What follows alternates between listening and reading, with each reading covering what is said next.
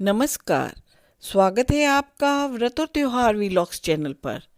चलिए तो आज जानते हैं मोक्षदा एकादशी व्रत में भगवान विष्णु के साथ माँ लक्ष्मी की आराधना से बढ़ती है धन संपदा। एकादशी एक बहुत ही महत्वपूर्ण तिथि है। पूरे वर्ष की 24 एकादशियों में से मार्गशीर्ष अगहन मास की एकादशी अब आने वाली है। इस वर्ष यह 14 दिसंबर को पड़ रही है। उल्लेखनीय है कि कुरुक्षेत्र के युद्ध स्थल पर कर्म से विमुख हुए अर्जुन को भगवान श्री कृष्ण ने गीता का उपदेश दिया था।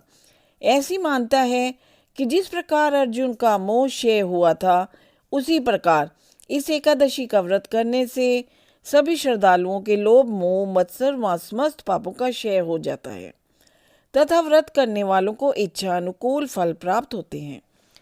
इसलिए यह मोक्षदा एकादशी व्रत कहलाता है। यह व्रत मार्गशीर्ष अगहन मास के शुक्ल पक्ष की एकादशी को रखा जाता है। मोक्षदा एकादशी व्रत के दिन गीता जयंती भी मनाई जाती है। इस दिन घर या मंदिर में पूर्ण श्रद्धा के साथ भगवान विष्णु की आराधना करने से मनचाहा फल प्राप्त होता है।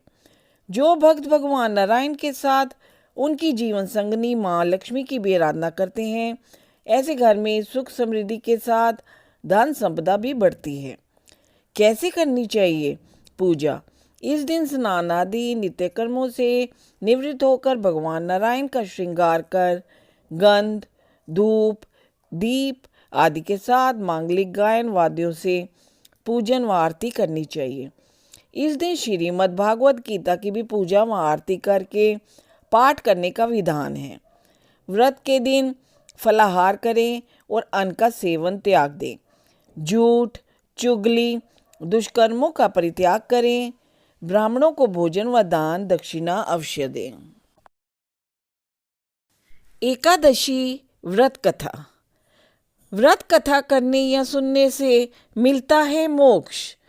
प्राचीन काल में चंपक नामक एक सुंदर नगर में वैशानस नाम का राजा राज करता था। वह अपनी प्रजा का पालन अपने पुत्रों की तरह करता था। उसकी प्रजा भी उससे बहुत स्नेह रखती थी। उसके राज्य में वेद वेदांगों को जानने वाले बहुत से ब्राह्मण रहते थे। एक दिन राजा ने स्वप्न में एक विचित्र दृश्य देखा। उसने देखा कि उसके पिता को नरक में घोर यातनाएं दी जा रही हैं और वह बुरी दशा में विलाप कर रहे हैं। पिता को अधोयोनि में पड़े देखकर उसने यह वृतांत ब्राह्मणों को सुनाया और जानना चाहा कि दान तप या व्रत जिस किसी भी रीति से मेरे पिता को नरक से मुक्ति मिले, मेरे पूर्वजों का कल्याण हो, ऐसी विधि बताएं। राजा के दुखित वृतांत को सुनकर वेदों के ज्ञाता एक ब्राह्मण ने कहा, राजन, अपने पिता के उद्धार के लिए आप पर्वत मुनि के आश्रम में चले जाइए, जो यहाँ से थोड़ी ही दूर स्थित है। राजा ने मुनि शार्दुल पर्वत मुनि के आश्रम में जाकर सादर प्रणाम किया। वे मुनि ऋग्वेद सामवेद यजुर्वेद और अथर्ववेद के ज्ञाता दूसरे ब्रह्म की तरह शोभायमान हो रहे थे। उन्होंने कहा, मैं तुम्हारे पिता के बुरे कर्मों के पापों को जानता हूँ। पहले जन्म में तुम्हारे पिता ने 2 पत्नियों में से काम वशीभूत होकर एक का ऋतु भंग किया था। उस कर्म से वह निरंतर नरक में दुख भोग रहे हैं। राजा ने पुनः पूछा, मुनिवर, किस दान या व्रत को करने से मेरे पिता पाप युक्त नरक से छूटकर मोक्ष प्राप्त कर सकते हैं? कृपया यह उपाय बताएं। इस पर मुनिराज बोले, तुम यदि उनके लिए मार्गशीर्ष शुक्ल एकादशी का मोक्षदा व्रत करके उसका पुण्य उन्हें दान कर दो तो उसके प्रभाव से उनको मोक्ष मिल जाएगा। मुनि की सलाह से राजा ने इस एकादशी व्रत के दिन विधि पूर्वक व्रत किया और उससे अर्जित सारे पुण्य अपने पिता को दिए तो स्वर्ग से फूलों की वर्षा हुई और वैशानस का पिता अपने पुत्र को ढेरों आशीर्वाद देते हुए देवलोक चला गया।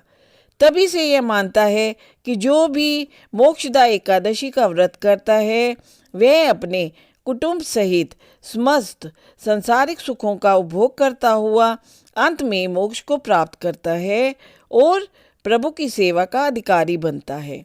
अगर आपको बनाई हुई मेरी वीडियो अच्छी लगी है तो please like, subscribe and comment on my video. Also share them. Thank you.